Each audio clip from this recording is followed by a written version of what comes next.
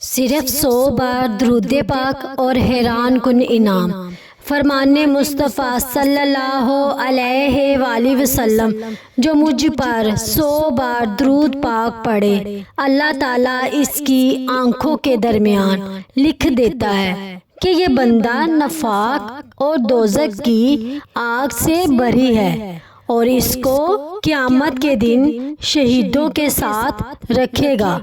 سوچئے، صرف چند منٹ درود پاک پڑھنے میں لگتے ہیں، لیکن اس کا اجر کتنا عظیم ہے، گناہوں کی معافی کا سبب بنتا ہے، اور رسول اللہ صلی اللہ علیہ وآلہ وسلم کی محبت میں اضافہ کرتا ہے۔